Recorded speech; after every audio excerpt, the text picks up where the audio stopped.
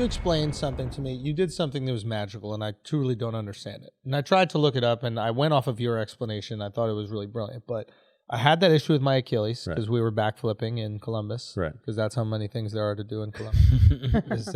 We were so bored. We were like, should we just learn how to backflip? Just try to kill ourselves? Yeah. That might be better. And I thought I tweaked my Achilles, and I was really nervous because I was like, oh God. I get nervous about the idea of like doing any long-term recovery. So I'm just like, I don't want to tweak it. So I kind of like laid off of it for a little while. I first was working out on it and it would continue getting sore.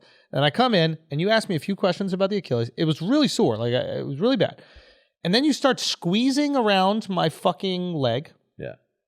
You locate that it's not really Achilles. Right. It was tibialis posterior. Tibialis posterior. And you keep touching it and now it's good. I don't feel bad at all. Prior to that, and I haven't changed the way that I've been exercising. I haven't taken more time off. You just squeeze my leg, and now it's better. Yeah. The average person, myself included, doesn't understand what the fuck happened. Right. You explained it to me. Can you explain to people at home what happened? Right. All right. So an injury is applied force greater than tissue tolerance. That's applied force greater than tissue tolerance. Greater than tissue tolerance. So the tissue can tolerate a certain amount of force, and this is too much force to that tissue. And that's every injury. Okay. So like imagine like you got stabbed. Applied force of the knife greater than the tissue tolerance of the skin and the muscle. Breaks the skin, whatever. Breaks the muscle, okay. So our body, like when we learn biomechanics, if you go down this rabbit hole, oftentimes biomechanics gets taught with these things called like free body diagrams. They're two-dimensional depictions. You see a little stick figure of the guy squatting, and it's like, well, a front squat is more upright because the bar is here, and then the knee is this, and if your leg is this big, then your torso goes to this angle. It's like, that's not actually biomechanics, that's mechanics, right? Because that's two-dimensional. It's a two-dimensional picture. We're three-dimensional beings, or moving through three planes, and we also move through a dimension of time. Biomechanics is going to take into account your nervous system as well. 100%. Gotcha. Right? So it's like, our body, like if you look at how nerves sort of fire and how they're laid out in our body, it's not necessarily these straight lines. Like classical mechanics is moving between the shortest distance between 2 points is a straight line. Right? So we can take these angles and these rulers and draw this and be like, oh, your torque is this, or your lever arm or moment arm is this distance, and therefore divide by pi, and then this is the amount of newton meters of force you have to produce, or whatever bullshit is. That doesn't come off the whiteboard, right? That doesn't come onto the gym floor, right? That's all purely theoretical, two-dimensional mechanics. Biomechanics is understanding that, okay, our body kind of works like lightning, right? Where it's like it finds the path of least resistance, right? These neurological impulses are electrical in nature, right? Like ionic channels and depolarization, all that shit. So it's like we need to just figure out why is that we're converging so much force on this tissue that seems to be intolerant to it, rather than just trying to strengthen the tissue itself. A lot of people get injuries, it's like, oh, my knee hurts, I have patella tendonitis, my Achilles hurts, maybe I tore it. Like that was an early concern of yours. Like maybe I tore my Achilles, and like that's a no joke injury.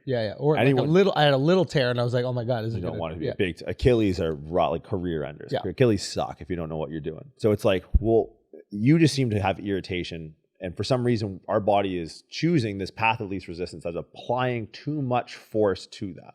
So I look at that and go, okay, like if this nervous system kind of works like lightning rather than these straight lines, how is it that we can maybe like diverge some of this force away from the Achilles? What else is kind of in the region that may be acting like a lightning rod, that should be acting like a lightning rod to draw in some of this force that may be kind of decommissioned based off of the way you rolled your ankle trying to backflip in Columbus.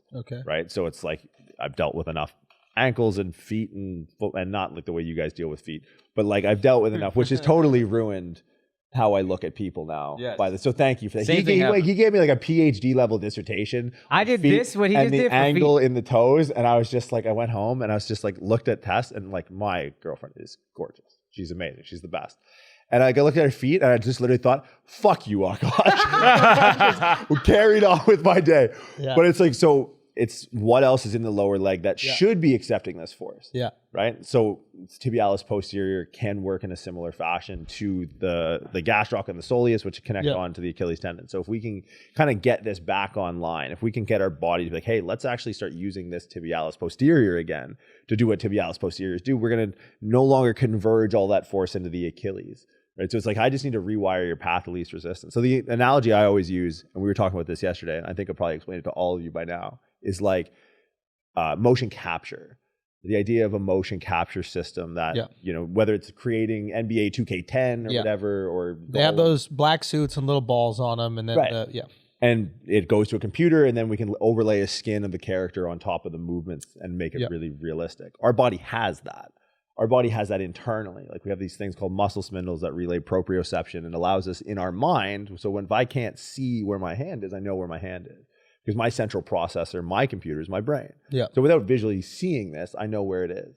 So when you rolled your ankle, you kind of like took a few of those ping pong balls and kind of put them offline, right? So you're kind of getting this error message as your body starts to try and fill in that image in space, and that error message is getting perceived as roll pain. my ankle, and I damage some of those ping pong balls. Right. Those ping pong balls are the things that accept messages and send messages to the brain. Right. Right? So because they're damaged, they're not accepting or sending any messages. And therefore, the only ping pong ball that's left, you're saying, was like the Achilles one. Yeah, more or less. And you're just getting an error message filling in from that expected transmission from the one that's missing. And then the error message is pain. Right.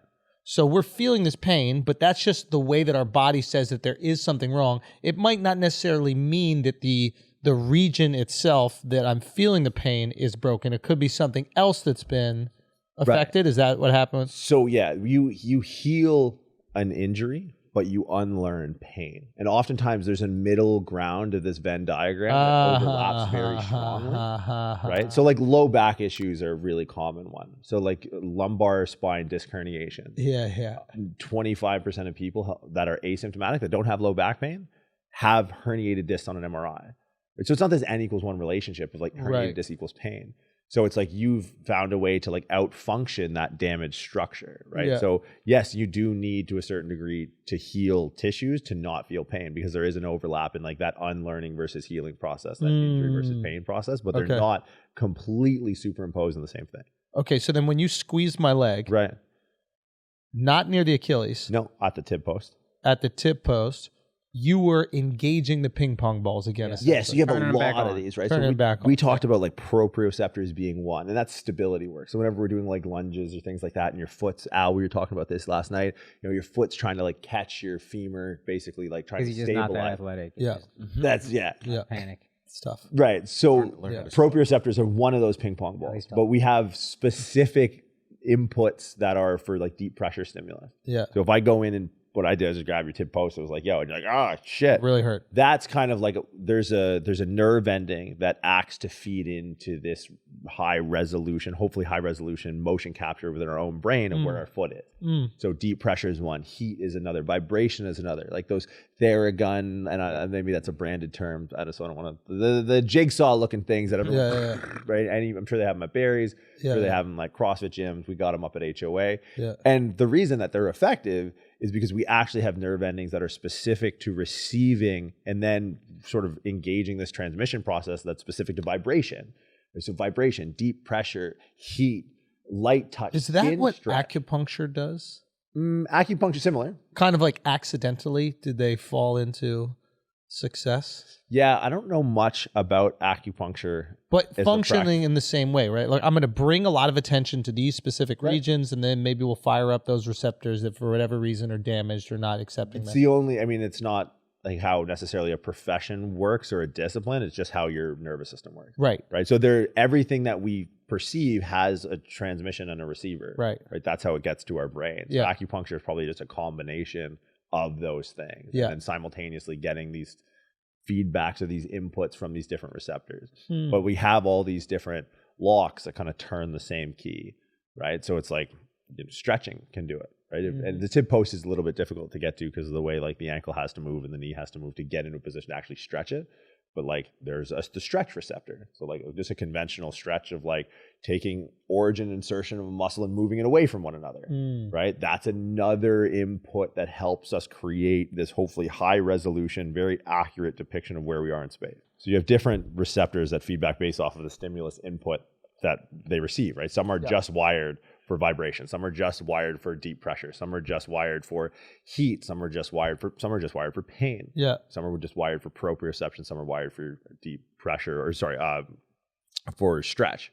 So all of these different things are all ways that we can externally kind of hopefully manipulate strategically to start bringing this back online. Now, it breaks down 1 degree further, and this is where it gets, I think, pretty interesting, is that we can base our progressions off the speed in which these things are transmitted, right? So stability, which this is something that I've probably harped on with all of you at some point in time, like that word, I really mean proprioception. And proprioception moves faster in your body. So that muscle spindle reflex, that one particular nerve ending, that pathway from that ping pong ball to the brain moves faster than other pathways, right? So the deep pressure pathway, the vibration pathway, they move a little bit slower.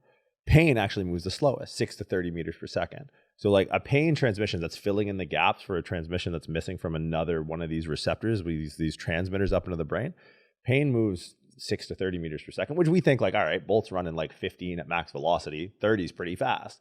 But if you think that proprioception, stability, and like what's called a Golgi tendon organ reflex, like a stretch reflex, so stability drills and stretching, they get transmitted the fastest, upwards of like 120, 130 meters per second. So it's like, if I want to beat pain to the brain, this is really what I'm going to do. So for me, it's like when we look at mobility drills or we look at trying to fix your ankle, it's like, all right, let's start with something that's just a tier faster than pain. If pain moves 6 to 30 meters per second, what is the next input that we can not block necessarily, but beat pain with? Or what's the next thing that we can learn that will then beat pain or just outrun pain to the brain? And that's some of these, like, well, all I did was just grab your tib post and said, hey, move your ankle around, right? And that's deep pressure. I just took my thumb. But why did it fix it? Because that brought back online the idea that your body can now use the tibialis posterior. Before it just didn't. Well, it just bypassed it, right? Yeah. And it funneled the force into the Achilles. So the Achilles... Because I literally, just to give context, I didn't do anything on the foot for at least a week and a half, and it did nothing. It was still painful. It sucked. And you squeezed it, and it was better within a week. Right.